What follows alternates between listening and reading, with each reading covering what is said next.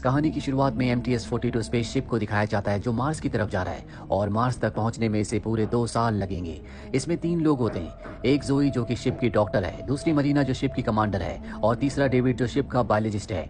अब जब इनका टेक ऑफ होता है तो सबके सब बहुत जोर से हिलना शुरू हो जाते हैं, जिससे तीनों के तीनों डर जाते हैं और कुछ ही देर बाद इनका स्पेसशिप धरती की कक्षा से यानी कि अर्थ की ऑर्बिट से बाहर आ जाता है और अर्थ के चारों तरफ चक्कर लगाता हुआ एक स्पेस स्टेशन होता है जिससे अपने स्पेसशिप को डॉक कर लेते हैं। एक खास तरह का आधुनिक स्पेसशिप होता है जहां पर ग्रेविटी भी है और अब ये मार्स की तरफ जाएंगे। दरअसल अब इंसान मार्स में हमेशा के लिए मूव होना चाहते हैं, इसीलिए वहां के वातावरण को बदलना चाहते हैं जहां पर पहले से वैज्ञानिक हैं। शिप की कमांडर मरीना जब कंट्रोल रूम में होती है तभी वो फ्लोर पर खून देखती है जो ऊपर के पैनल से गिर रहा होता है। जब वो पैनल को खोलती है तो वहां से एक आदमी नीचे लटक जाता है। मरीना को कुछ समझ नहीं आता कि ये आदमी यहाँ पर कैसे आया, क्योंकि इस मिशन में 3 ही लोग आए थे और ये चौथा इंसान है। वो उसे ऊपर से नीचे निकालने की कोशिश करती है जिसमें वो आदमी उसके हाथ पर गिर जाता है। मरीना का हाथ जख्मी हो जाता है तो उस आदमी का जो कि पैनल में फंसा हुआ था उसका ट्रीटमेंट करती है, साथ ही मरीना के हाथ में बैंडेज भी लगा देती है। अभी ने एक बहुत बुरी खबर मिलती है, जहां पर वो आदमी फंसा हुआ था उसके गिरने की वजह से वहां का एक पैनल टूट गया जो कि शिप के अंदर से कार्बन डाइऑक्साइड को रिलीज करता था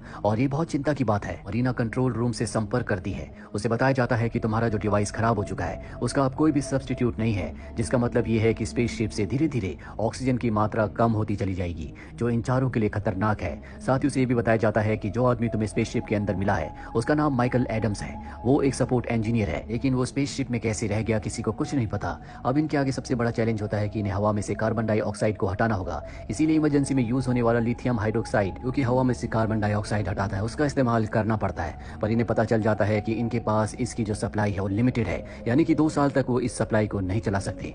यहाँ पर अब माइकल को भी होश आ जाता है और जब उसे पता चलता है कि वो स्पेसशिप के अंदर है तो बहुत ज्यादा पैनिक हो जाता है। वो बताता है कि पिछले लॉन्च के दौरान मुझे एक झटका फील हुआ था जिसके बाद मैं बेहोश हो गया और शायद किसी को पता नहीं चला, इसीलिए मैं तुम्हारे साथ इस मिशन पर आ गया, मैं वापस जाना चाहता हूँ। वो कहता है कि शिप को वापस ले चलो, लेकिन शिप को अब वापस नहीं ले जाया जा सकता क्योंकि स्पीड बहुत ज्यादा होती है। अति वापस जाने का रिस्क अब कोई भी नहीं लेना चाहता। सबसे बड़ी प्रॉब्लम ये होती है कि यहाँ पर हर चीज की सप्लाई 3 लोगों के लिए होती है, यहाँ तक कि ऑक्सीजन की भी। और माइकल जो कि बहुत ज्यादा डरा हुआ है वो बहुत तेज तेज सांस ले रहा होता है जिस वजह से वो बहुत ज्यादा ऑक्सीजन को कंज्यूम कर लेता है, यानी कि अब इनमें से 2 ही लोग मार्स तक ऑक्सीजन के थ्रू पहुंच सकते हैं। अगर ये चारों इसी तरह से ऑक्सीजन को कंज्यूम करते रहे तो आधे रास्ते में इन सब की ऑक्सीजन खत्म होने से मृत्यु हो जाएगी।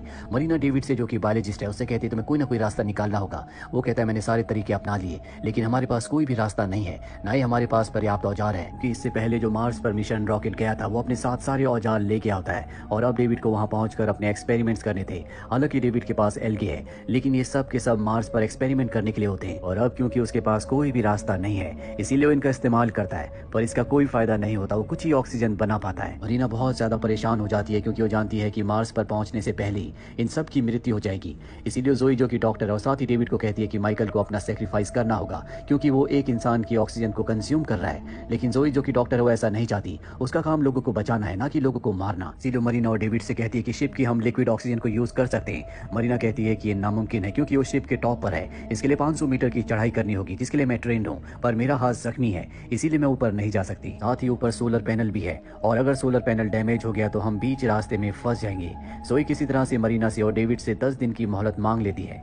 माइकल को इस बारे में कुछ नहीं पता होता कि शिप में क्या चल रहा है, पर जल्दी 10 दिन भी बीत जाते हैं और अब भी इन्हें कोई भी सोल्यूशन नहीं मिला होता। इसीलिए डेविड माइकल के पास जाता और उसे सब कुछ बता देता और कहता है कि तुम्हारी वजह से हम सब मारे जाएंगे, अगर तुम चाहते हो कि हम बच जाए तो तुम्हें अपना सेक्रीफाइस करना होगा। माइकल इस समय की गंभीरता को समझ जाता है और तय करता है कि वो अपना सेक्रीफाइस करेगा।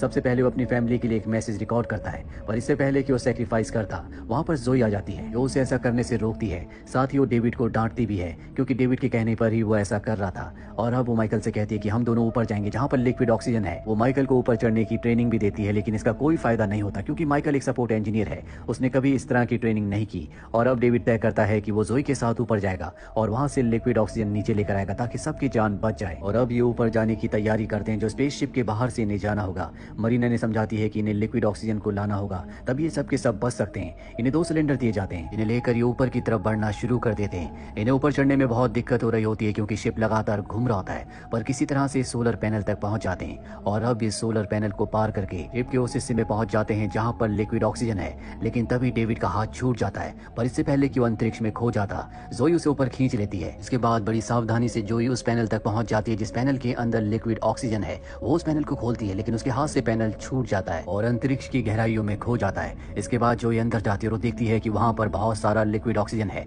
जिससे इनके दोनों सिलेंडर भर जाएंगे। वो एक सिलेंडर को भर लेती है, पर जब वो दूसरा सिलेंडर भर रही होती है तो स्पेसशिप के अंदर मरीना को खतरे का सायरन मिलता है जो कि सोलर वेव का है जिसमें बहुत रेडिएशन है और जोई और डेविड के पास जो सूट है वो रेडिएशन को प्रोटेक्ट नहीं कर सकता, इसलिए जल्दी ने वापस लौटना होगा। जोई दूसरे सिलेंडर को वहीं पर छोड़कर एक सिलेंडर लेकर नीचे आना शुरू कर देती है। डेविड और जोई एक साथ मिलकर सिलेंडर को नीचे ला रहे होते हैं, लेकिन जैसे जैसे वो स्पेसशिप की तरफ आ रहे होते हैं स्पेसशिप की ग्रेविटी उन्हें अपनी तरफ खींच रही होती है और तभी जोई अपना कंट्रोल खो देती है जिससे वो नीचे गिरना शुरू हो जाती है और जब वो नीचे गिरती है तो उसके हाथ से सिलेंडर छूट जाता है। इनकी जो एकमात्र उम्मीद थी अब वो भी खो चुकी है। जोई और डेविड दोनों के दोनों स्पेसशिप के अंदर आ जाते हैं और अब ये पूरी तरह से हताश हो चुके हैं क्योंकि एक सिलेंडर ऊपर है और अगर उस सिलेंडर को ये ले भी आए तब भी इनके पास 3 ही लोगों की ऑक्सीजन बचेगी, 4 लोगों के लिए ऑक्सीजन भरपूर नहीं है। साथ ही बाहर सोलर वेव होती है जिसके संपर्क में आने के बाद इनकी बॉडी में रेडिएशन फैल जाएगा और अब माइकल कहता है कि मैं जाऊंगा, लेकिन माइकल के पास ट्रेनिंग नहीं है, वो बाहर नहीं जा सकता। डेविड भी जाना चाहता है, लेकिन पिछली बार जब जोई के साथ वो गया था तो जोई ने उससे अच्छा परफॉर्म किया था,